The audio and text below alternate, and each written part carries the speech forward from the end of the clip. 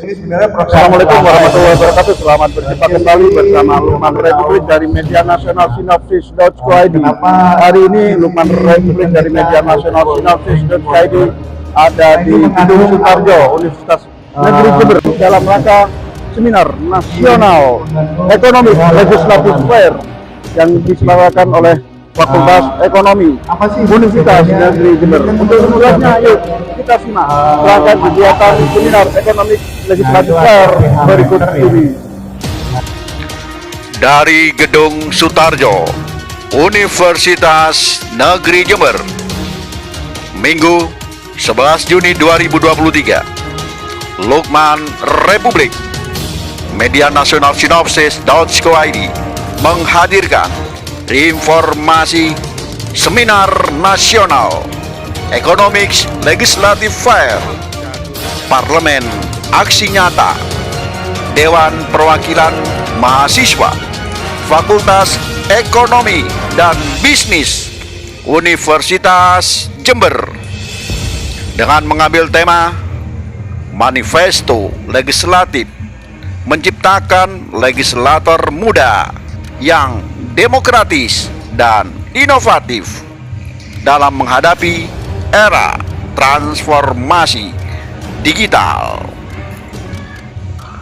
Dengan keynote speaker yang berkompeten, yaitu Haji Charles Mekiansa Esos MIkom, anggota DPR RI Komisi 4 Partai Nasdem, Dr. Ades Juanda Empar, tim ahli Bupati Jember bidang pariwisata dan kebudayaan, dan yang terakhir Dr.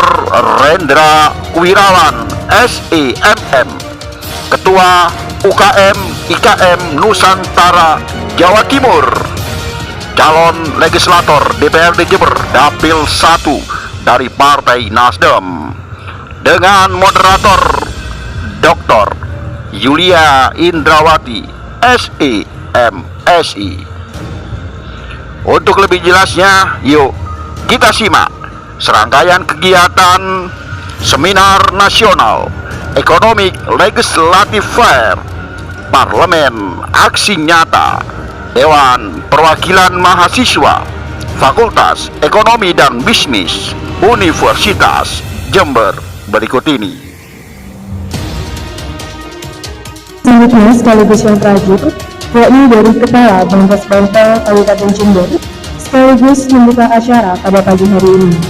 Kepada Bapak Edi, waktu dan tempat kami persilahkan.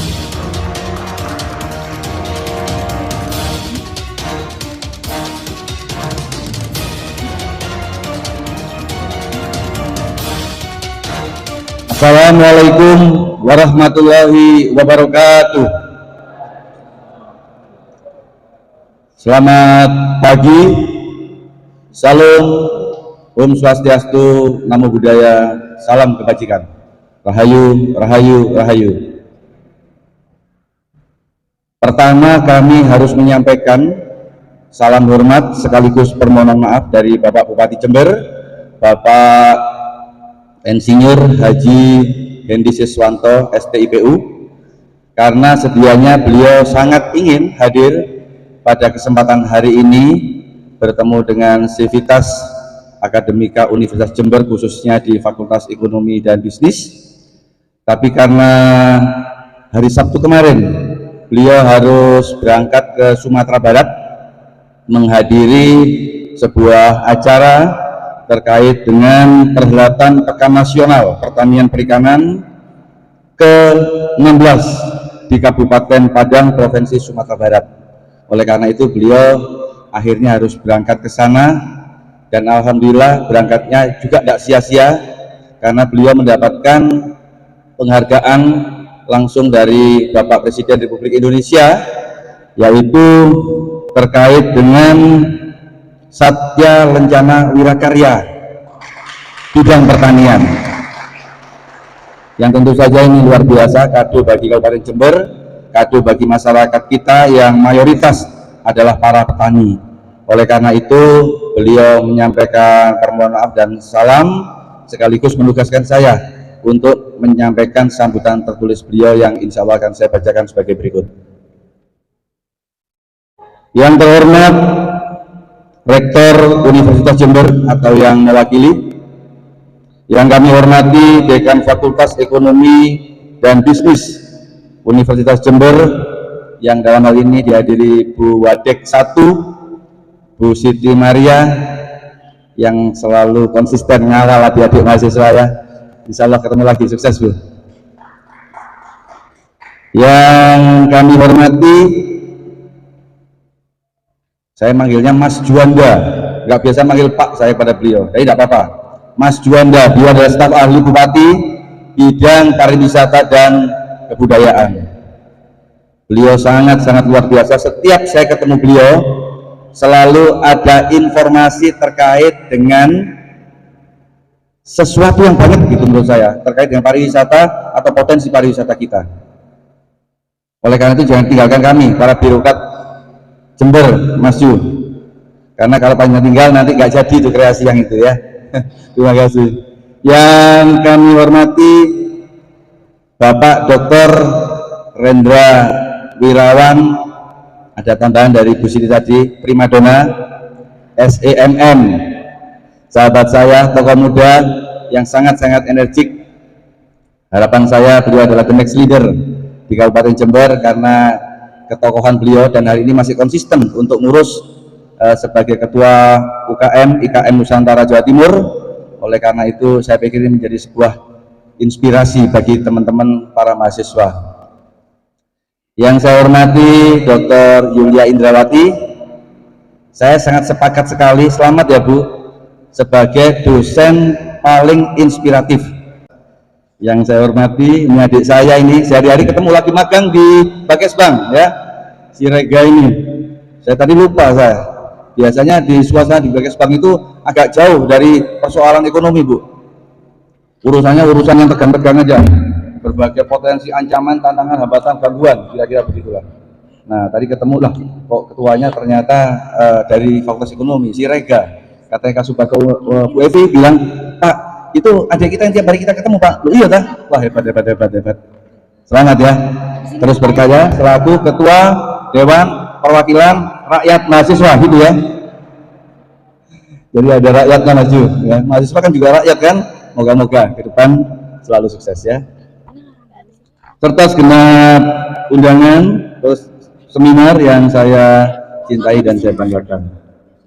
Akan saya bacakan selengkapnya. Pertama-tama marilah kita panjatkan puji syukur kehadirat Allah Subhanahu wa taala, Tuhan yang Maha Kuasa, karena berkat rahmat dan nikmatnya hari ini kita dapat hadir dan mengikuti acara seminar nasional dengan tema aktualisasi peranan milenial sebagai aksi perwujudan lembaga legislatif yang kritis dan kompeten di era transformasi digital dalam keadaan sehat walafiat. Sholawat serta salam semoga senantiasa tercurah kepada junjungan kita Nabi Muhammad SAW, kepada keluarga dan para sahabat beliau. Hadirin yang saya hormati, sebagaimana kita ketahui bersama, sejarah bangsa kita telah menunjukkan bahwa dalam suksesi kepemimpinan bangsa banyak diperankan oleh para generasi muda. Pemuda mengambil setiap bagian penting dari sejarah perjalanan bangsa kita. Tahun 2020 di mana dimulainya bonus demografi, generasi milenial di Indonesia sudah dominan dibandingkan generasi lainnya. Oleh karenanya dapat dikatakan bahwa generasi milenial pada akhirnya ditempatkan pada posisi penting di era sekarang ini karena jumlahnya yang begitu dominan. Dengan jumlah yang cukup banyak, pemuda sangat berperan dalam menjaga persatuan dan kesatuan bangsa. Namun demikian upaya tersebut tidaklah semudah membalikkan tangan. Ada banyak tantangan dan masalah yang harus dihadapi bersama. Sebagai generasi penerus bangsa, generasi muda memiliki tanggung jawab yang besar dalam menjaga persatuan dan kesatuan bangsa. Orang generasi penerus harus dibarengi pula dengan perilaku yang mampu mendukung persatuan dan kesatuan. Untuk itu para pemuda harus mampu menunjukkan peran yang positif sebagai pemuda yang memiliki tanggung jawab moral untuk kejayaan bangsa di masa-masa yang akan datang. Hadirin yang saya hormati, Berkaitan dengan tema seminar hari ini, yaitu aktualisasi peranan milenial sebagai aksi perwujudan lembaga legislatif yang kritis dan kompeten di era transformasi digital, maka pemuda sebagai tonggak masa depan bangsa sudah semestinya berperan aktif dalam tatanan kehidupan berbangsa dan bernegara. Selain itu, pemuda harus memiliki jiwa patriotisme dan cinta tanah air.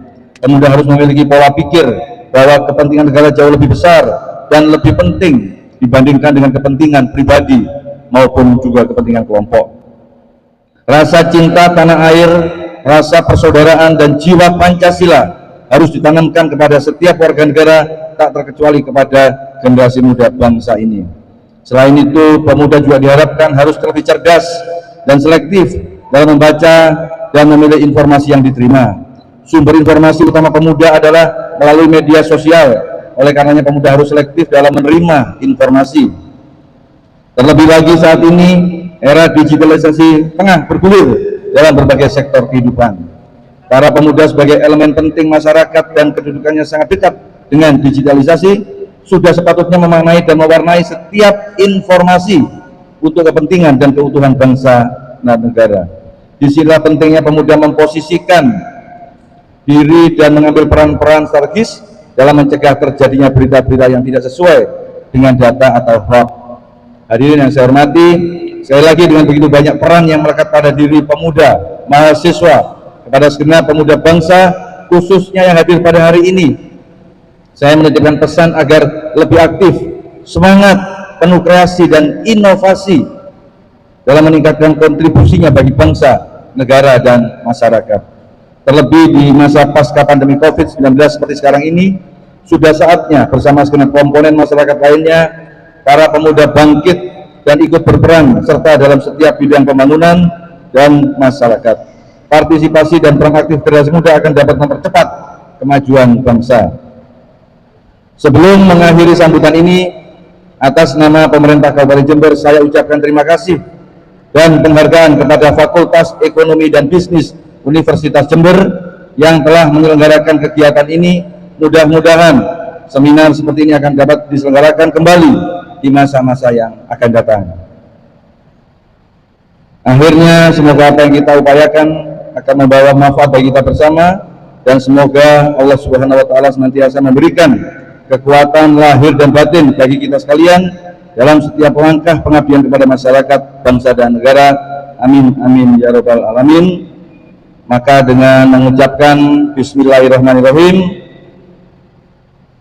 Seminar Nasional Aktualisasi Peranan Milenial sebagai aksi dalam perwujudan lembaga legislatif yang kritis dan kompeten di era transformasi digital pada hari ini, Minggu tanggal 11 Juni 2023, secara resmi saya nyatakan dibuka dan dimulai. Mohon maaf atas segala kekurangan dan terima kasih atas segala perhatian. Sebagai penutup, saya akan menyampaikan sebuah pantun. Nah, ini yang khas ini. Kalau pidatonya Pak Bupati selalu ditutup dengan pantun. Tadi Bu Siti Maria nggak berpantun, jadi punya utang satu, ya. Bu Maria, panjenengan punya utang satu, tadi nggak pantun tadi. Nanti kalau pas di pemda pidato 2 pantunnya. Ini pantunnya Pak Bupati ya, dijawab dengan cakep aja. Malam indah penuh cahaya, Cakep. sungguh mempesona sinar rembulan. Cakep. Jadilah pemuda yang terus berkarya. Cakep. Generasi muda penentu masa depan. Cakep. Terima kasih, kurang lebihnya mohon maaf. Saya akhiri, billahi taufiq wal hidayah. Wassalamualaikum warahmatullahi wabarakatuh. Bupati Jember, Insinyur Haji Hendi Siswanto, ST IPU. Terima kasih.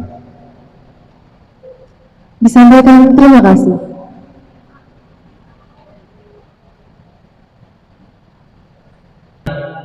Kita selaku mahasiswa sebagai agen perubahan perlu untuk mengetahui update dan berkembangnya suatu sistem tatanan demokratis, sistem trias politika, dan teman-teman mahasiswa hari ini tidak boleh apatis terkait hal itu.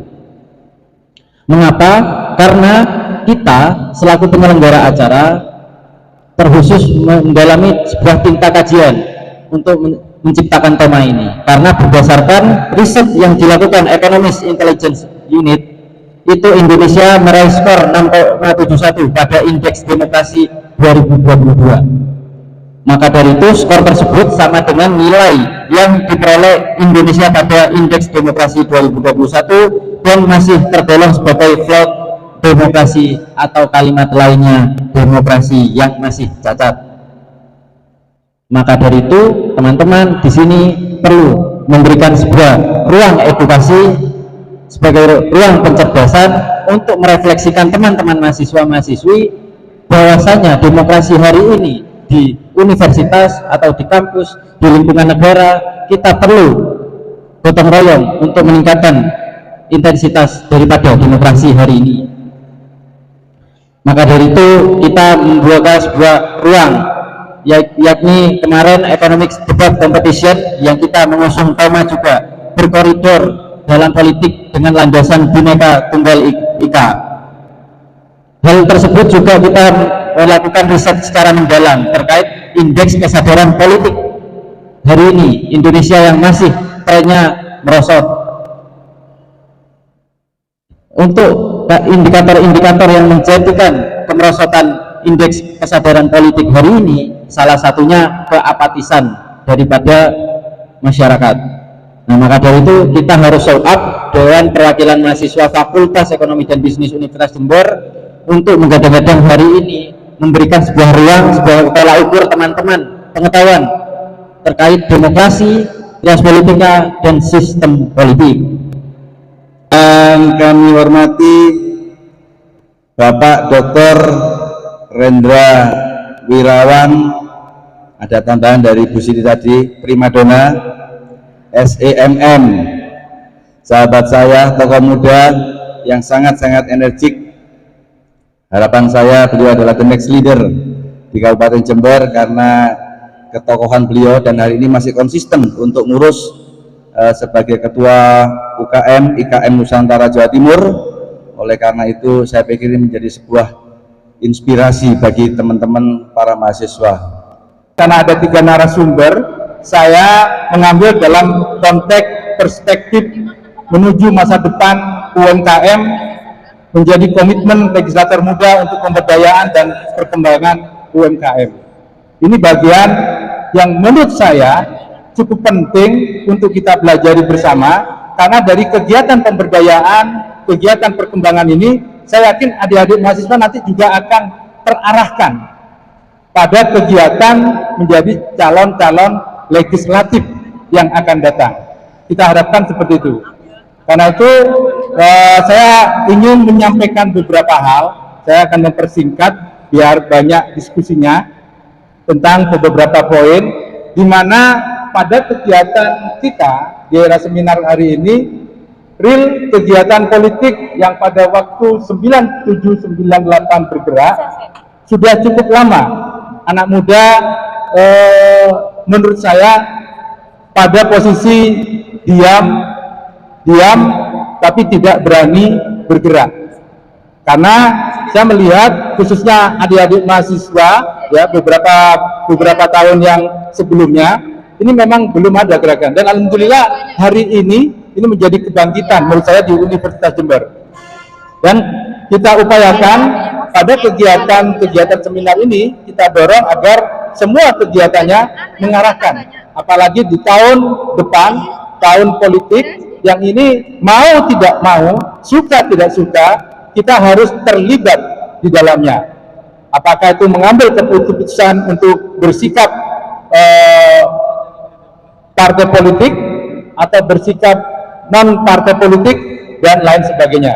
Tapi menurut saya, saran saya sebagai warga yang baik, ya kita juga wajib ya melaksanakan, mensukseskan kegiatan partai politik dan pemilu 2024. Nah, Bapak Ibu sekalian, di beberapa gambaran sana saya melihat pada perspektif UMKM, kenapa UMKM hari ini menjadi sebuah primadona kebijakan yang dilakukan oleh birokrat, oleh pemerintah, bahkan oleh para swasta untuk selalu menjadikan isu strategis. Karena real kebutuhan hari ini, perlu saya sampaikan pada adik-adik sekalian, hampir produk domestik bruto kita 57,3% itu dari UMKM. Begitu besarnya, 57,3%. Di mana kegiatan ini cukup real dan data ini juga dikeluarkan oleh dari Kementerian Koperasi UKM, sehingga hampir 59,2 juta UMKM yang ada di Indonesia. Artinya ruang UMKM untuk dikuatkan sebuah kekuatan partisipasi publik melalui legislatif, melalui pemilu, menurut saya ini juga bagian terpenting yang ada di dalamnya dengan jumlah 59,2 juta UMKM. Di Jember sendiri perlu saya sampaikan lebih kurang, ya, itu saya tulis di sana, berdasarkan data BPS Jawa Timur di sensus ekonomi ada 647.416 UMKM. 647.000 yang hari ini jujur berdasarkan survei saya, dari data saya, ini perlu saya sampaikan karena yang kita bangun adalah membangun sistem, ya. Sampai hari ini jujur dari pemerintah daerah masih belum ada data real yang menyamakan antara data BPS dengan data dari Kabupaten Jember itu sendiri. Ini menjadi pertanyaan besar. Dan di sanalah peran policy kebijakan yang harus menurut saya disikapi oleh kita semuanya. Apakah data itu benar-benar ada atau hanya sekedar, ya, hanya sekedar untuk menyelesaikan, ya, program kegiatan yang dilakukan oleh BPS. Harusnya tuntutannya ada. Nah, ini yang menurut saya menjadi bagian penting untuk bisa jadi telaah di seminar nasional ini, untuk kita create menjadi bagian terpenting policy politik UMKM untuk pengembangan UMKM sendiri di Kabupaten Jember. Yang berikutnya, bahwa kegiatan komitmen yang disampaikan Mas Rega tadi, bahwa ke depan legislator-legislator yang sudah ada di hari ini muncul inspirasi-inspirasi baru yang akan tersampaikan. Saya ingin anak-anak muda yang sekarang hari ini, tahun 2024 kita akan berpartisipasi aktif. Jujur, kalau boleh saya sedikit cerita, ini ada guru politik juga dari saya pada waktu itu. Saya pada waktu kuliah dengan dinamisasi kegiatan kenegaraan reformasi pada waktu itu, kita aktif melakukan sebuah kegiatan untuk turun ke jalan pada waktu itu, ya, pada waktu itu. Dan alhamdulillah dengan kita beraktivitas, kreativitas kita muncul. Dan saya melihat Mas Rega ini akan muncul juga nanti kelak menjadi seorang DPR. Apakah DPR RI atau DPR provinsi, ya, itu Allahu alam. Tapi yang saya lihat dari Mas Rega hampir mirip yang saya lakukan pada waktu itu. Karena ini menjadi bahan inspirasi buat anak muda. Dan di sini saya ingin menunjukkan umur 27 tahun saya sudah menjadi legislator. Umur 27 tahun. Dan ini diberi kesempatan pada waktu itu. Dan saya cukup berterima kasih kepada proses yang sudah ada, ya, karena kesempatan itu ternyata datang, ya, dan kita bisa memanfaatkan karena kita pernah belajar. Karena kita belajar di kampus sehingga kita bisa mengimplementasikan pada kegiatan legislatif yang ada. 5 tahun saya pernah menjadi seorang legislator. Dan ini menurut saya di forum ini, karena berkaitan dengan kelegislatoran dari adik-adik pemuda, saya sarankan mari kita bergerak bersama-sama. Karena dari kalian inilah ide-ide kreatif, ya, sehingga pemerintah akan lebih masif untuk mendapatkan sebuah nilai yang positif.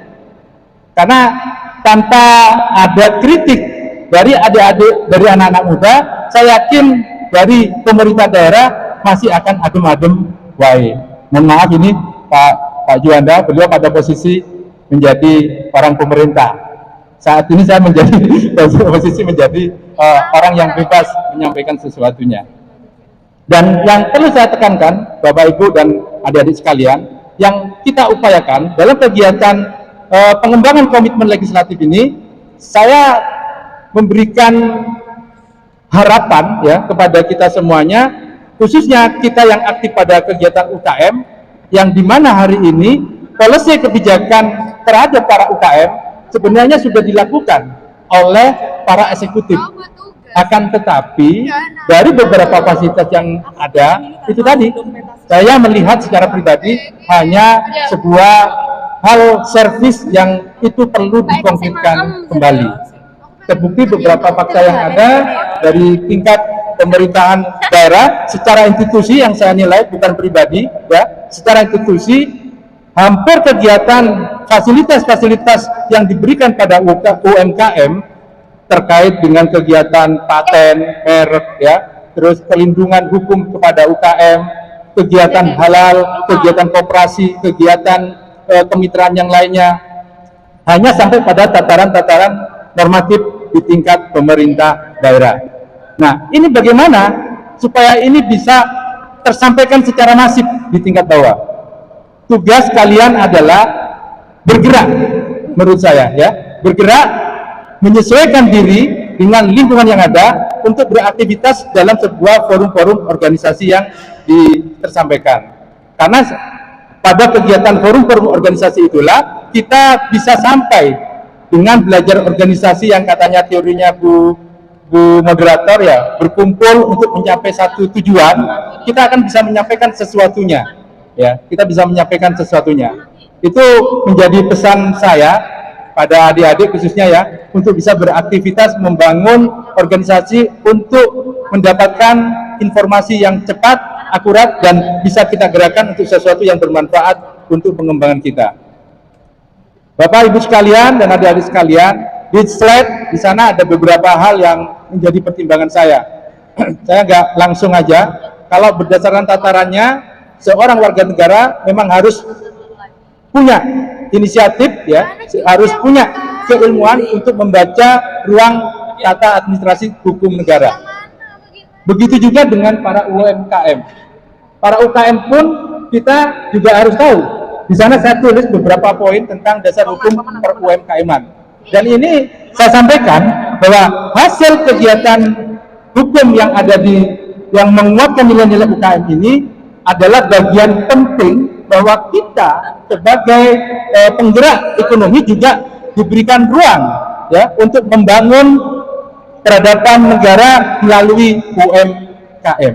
Ini yang perlu saya sampaikan. Karena itu ini menjadi dasar kita untuk bergerak pada waktu yang akan datang. Yang lainnya dari persoalan-persoalan yang ada, saya melihat secara klasik ya, beberapa kendala-kendala UKM mungkin sudah dicatat dan tercatat cukup jelas. Persoalannya dari beberapa catatan yang saya tulis di sana, semisal berkaitan dengan keterbatasan akses pembiayaan. Di sini ada pelaku UKM tadi juga tanya kepada saya, bagaimana Pak untuk mendapatkan pembiayaan pada perbankan? Ternyata UKM tidak semuanya bisa mendapatkan informasi itu. Makanya di forum ini tugas kita adalah memberikan pencerahan kepada rekan-rekan yang mau berkaitan dengan pembiayaan akses pada permodalan, itu harus kita belajar bareng-bareng. Karena ini menjadi hasil sebuah kajian politik juga kalau menurut saya. Karena ini menjadi kebijakan. Kalau kebijakan secara institusi itu berarti maknanya adalah untuk kita semuanya. Masalah-masalah yang lain cukup banyak ya, kurangnya pendidikan pelatihan, regulasi pemerintah daerah yang hari ini menurut saya belum menguatkan kepada pegiat-pegiat UKM, sehingga saya belum ada melihat perda secara khusus untuk menguatkan per UMKM-an di Kabupaten Jember.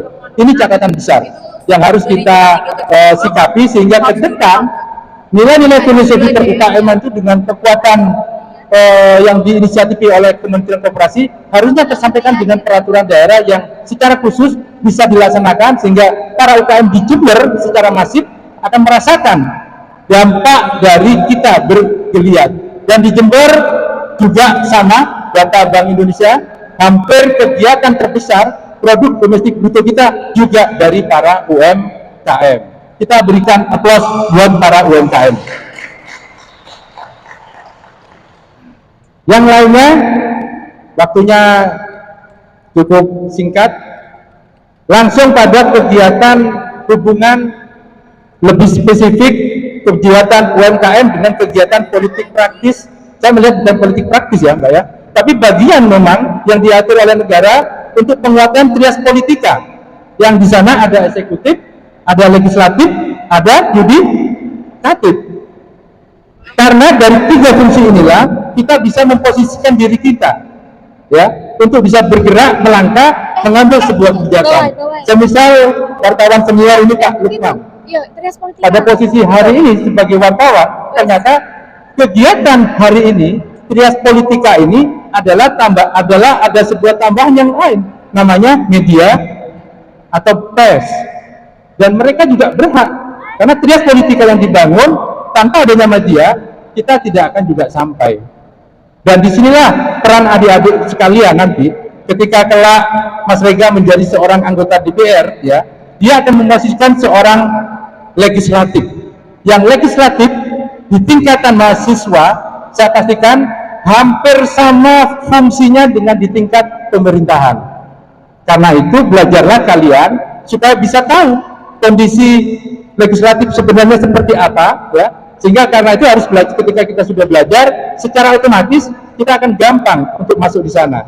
Tiga fungsi legislatif mungkin Mas Rega sudah ada. Fungsi pertama adalah, siapa yang tahu saya kasih hadiah?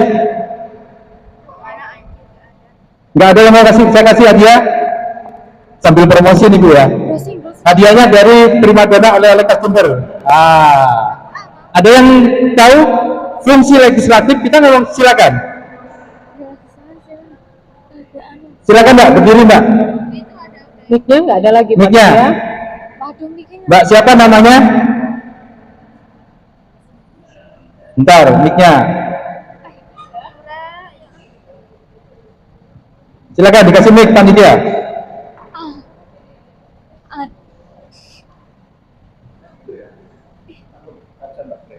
Ada tiga fungsi seorang legislasi dalam menguatkan kegiatan parlemen.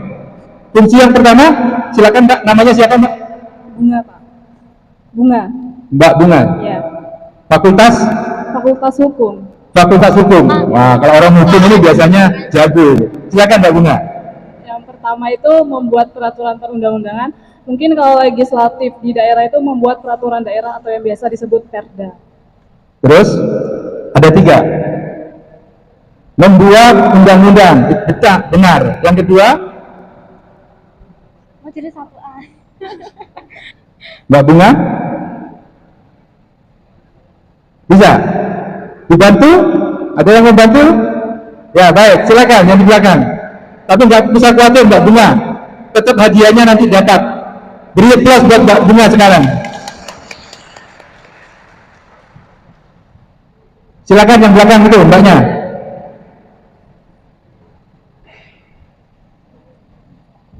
Baik, Assalamualaikum warahmatullahi wabarakatuh. Waalaikumsalam. Izin saya menjawab, perkenalkan saya Lisa Aprilia dari Fakultas Hukum. Izin saya menjawab bahwa fungsi legislatif itu ada tiga. Yang pertama tentu membuat undang-undang, kalau di tingkat pusat ya DPR bersama Presiden, lalu di tingkat daerah juga ada perda. Lalu yang kedua fungsi perancangan APBN, yang mana hal itu berkaitan dengan anggaran negara untuk setiap tahunnya. Kalau di daerah berarti ada APBD. Kalau yang ketiga ada fungsi pengawasan yang dilakukan bagaimana pemerintahan itu tetap berjalan dengan baik. Ya, beri aplaus buat Mbaknya.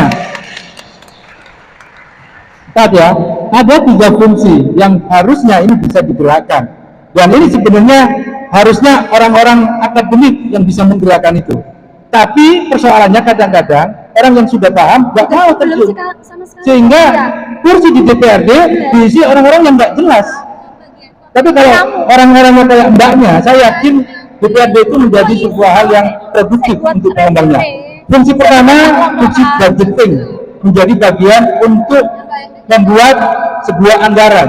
Karena pemerintahan pada kegiatannya, dia akan harus merencanakan dan mempersiapkan dalam kurun waktu 1 tahun. Memplanning. Nah, memplanning ini nggak gampang. S1 aja saya hampir 6 tahun Bu, izin Bu, S1 langsung. Hampir 6 tahun untuk mempelajari planning aja. Iya kan? Dan itu sudah tepat yang disampaikan. membuat budgeting, mengontrol pun bukan berkaitan dengan pengawasan, tapi mengontrol sebuah kegiatan besar yang dilakukan oleh pemerintah yang sudah direncanakan apakah sesuai hasil yang diharapkan. Dari proses input outputnya harus jelas, itu sudah tepat. Dan yang ketiga, budgeting, controlling, legislating, membuat undang-undang. Kalau yang hadir di sini Mbak Bunga jadi anggota DPR, orang hukum, saya yakin undang-undangnya akan jauh lebih baik, ya kan? Karena memang sudah orang yang berkompeten yang melakukan sebuah kegiatan legislating di sana. Karena itu saya mengajak kepada adik-adik semuanya, mumpung masih muda, ayo kita bareng-bareng berikan warna ya pada institusi legislasi atau parlemen yang ada itu, untuk kalian kembangkan menjadi ruang yang bagus, ruang yang menurut saya harus memang diisi orang-orang yang hebat seperti kalian. Itu 3 fungsi yang menurut saya harus dikuatkan. Dan yang berikutnya, ada beberapa langkah sebenarnya yang saya tulis cukup panjang, tapi di sini saya langsung aja kembali pada kebijakan UMKM ya. Kalau yang lainnya nanti bisa diambil berkaitan dengan membangun komitmen legislating anak muda terhadap para UKM ya. Ya kalau kita mau berlegislasi dengan UKM ya kita harus bergerak dong. Kita harus tahu isu-isu strategis apa yang harus dibangun untuk membangun sebuah UKM itu lebih baik. Kalau kurang baik ya kita harus berani menyampaikan, kan gitu ya. Itu catatan menurut saya. Dan yang lainnya berkaitan dengan membangun keinginan UMKM menjadi sebuah kebijakan UKM di daerah. Saya berharap melalui tentu kita dalam menggerakkan sesuatu harus ada rule, ada standarnya ya, nggak ngawur ya. Ya kita harus melalui standar-standar yang sudah dilakukan, melalui rambu-rambu yang ada. Yang penting kita memberikan ruang kritik, itu bukan ruang pribadi, tapi ruang publik, yang itu pun sudah diatur oleh undang-undang kita. Terakhir mungkin berkaitan dengan beberapa hal, kalau UMKM itu tip yang terakhir ya, bisa dilihat kan Mbak tipnya, bahwa para UKM mengambil sebuah kebijakan harus ada 4R. Ini selalu saya sampaikan kepada mahasiswa saya. Kenapa? Karena dengan 4R ini, yang pertama kita sebagai orang yang akademik harus pinter, ya kan? Pinter nggak harus akademiknya IP-nya 4 gitu ya. Saya nggak termasuk kategori yang IP-nya tinggi, ya. Tapi insya Allah di atas 3 itu, ya. Ya. Tapi pinter menangkap peluang lingkungan sekitar kita agar bisa kita kuatkan nilai-nilai positif itu untuk kegiatan yang kita harapkan.